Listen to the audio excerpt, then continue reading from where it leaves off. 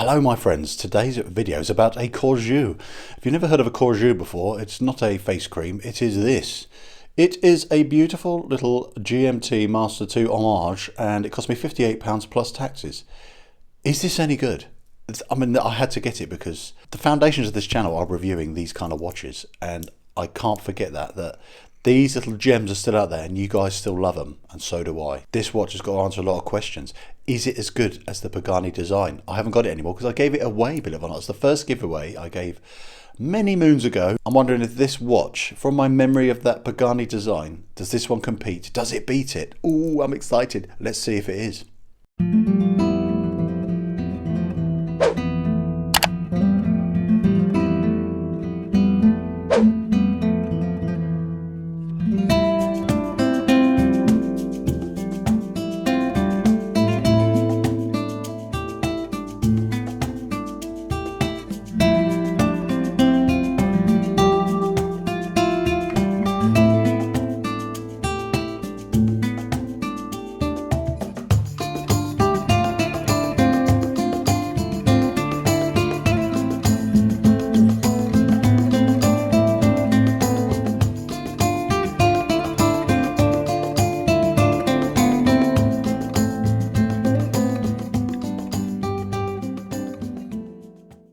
Why would you buy this? If you haven't bought one already from Pagani Design or one of the other guys, like Felida for example, how does this offering, which is only £57, £58 plus taxes, going to fare up? Well, I haven't bought the others because I'm a cheapskate to compare it, because I don't want three of the same looking watch.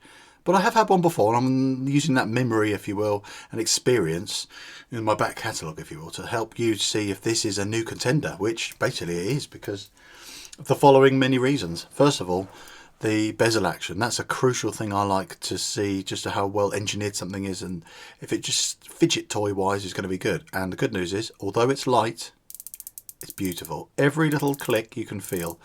Don't need 120 click because it's a GMT bezel, but having the 120 clicks is what we've got, and I would like to feel every single one of them, which you can. And the good news is it lines up perfectly. So that's my first check whenever I get a watch out of the box. What do you guys check actually? Let me know in the comments.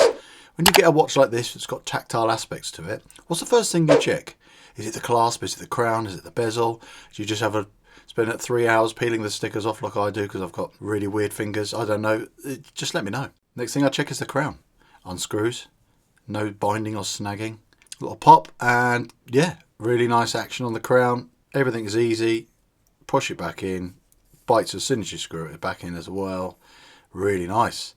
100 meters water resist, so you're not going to have to worry about this holidays and things getting it wet. It's going to be a good travel companion. With holidays coming up soon, hopefully, from many of us, could this be a nice, fun, or do anything kind of holiday watch? I think it could be, because, you know, you've got GMT, it's a sporty watch, you can change the bracelet out to something else. And yeah, it does everything really, and it looks gorgeous, so you can enjoy it for all-round everyday stuff. Another thing I like to check with these kind of things is obviously the build quality, and that's something I want to show you now, because you go over it and you go, well, let's look at all the polished sides. How smooth is the polishing? Do you see any ripples or imperfections in there? I struggle to find any at all, really. Look at the sides of the bracelet, side of the clasp, it's all good, very nice.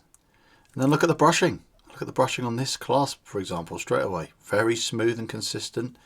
Really good there. I'll check the edges. Little bit sharp there, but not as sharp as the Pagani designer had. These are the hot spots, if you will, the sharp spots. Another sharp spot is up here. This bit here, not sharp at all. They bother to sort of hone the edges here, so it's not going to slice your arm open or cut your child when you pick them up, like my Pagani design did. Lots of polishing. That's an example of bad polishing, but it doesn't matter so much on the clasp. As you can see there, where it's been machined and then they polish it. See the ridges? So imagine they didn't go to sort of the extra effort with other areas, how crap it would look. So that's the difference between good and bad polishing. And the brushing as well, really smooth. You can tell just by the close-ups. It's just generally consistent. There's no sort of awkward patches which look like they've been done too coarsely or over brushed anywhere. The transitions, that's another thing I look at between polished and brush surfaces. Again, very consistent. And look at the bezel insert. I check, you know, does the contrast between the black and the blue, where it bisects through the sixes, does it do so evenly? Yes. because on the Pagani design I did, it didn't. Then they had to do a new model where it bisected the 6 had to be redone, and you know those little cock-ups. And then I look at the printing of the numbers here in this bezel insert. It's been done very neatly. It's very crisp. The paint filling is very good. I check it as well for fluff and dust under the dial. Is there any? Absolutely none. Looks really close. The hands are really nicely polished. There's no fluff on them or no speckles or imperfections. They're really flat and smooth polishing. The Cyclops line up is another thing that you can easily get wrong on a cheap watch. This is sapphire as well. Does it line up? It lines up, you know, perfectly. So that's a common thing. It's either too high or too low. So things you're going to not get on a cheap watch, other than where it says Corgeut and a bit of writing on the dial there, there's generally no other branding anywhere. None on the crown, none on the case back. As you can see, it's sterile. Same on this clasp, very sterile. I don't mind that because it's a cheap watch. You let these things slide. You know what? Talking about slide, nice little transition there. This pops perfectly. I've had Pagani designs where I've needed a crowbar just to unpop it. And then it slides super smoothly. Look how smooth that is.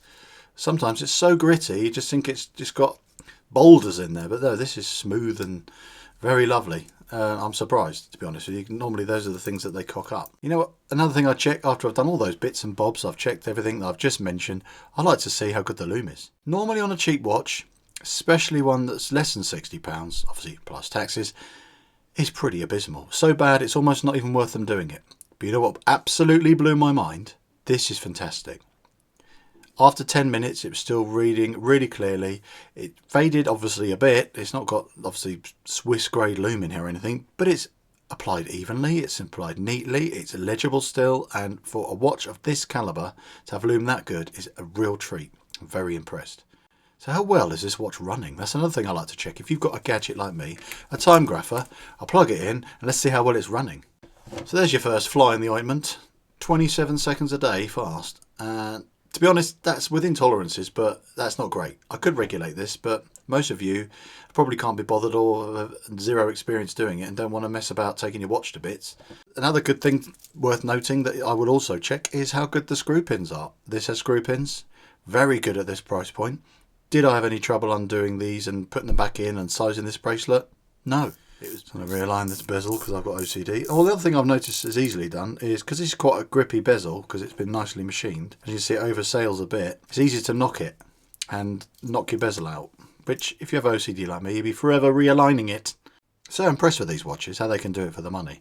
And they're not always consistent. I mean, sometimes you could buy something like this and have a few little issues, but it's so lovely to get something with all those things I've just run through collectively, the things that you would do to check over a cheap watch or any watch to see how well it's been done, to have very little disappointments. Like I said, I've checked the movement and it's running a bit fast on this one. But that's it. Nothing else has let me down. Wow. Now, I bought this as a regular customer, and to answer the first question was, is this as good as the Pagani design? Yes. And the reason why it's relevant to my regular customers, because you didn't cherry pick this out to send me the best possible example they've got.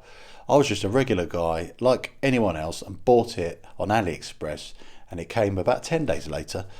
And here I am sharing it with you guys, my discovery. Yes, it is better in almost every way that I can think of, but only in tiny little increments than the Pagani design. So yes, it's a winner, and I'm so glad I found it and get to share it with you guys. Thanks for watching. I'll see you in the next one.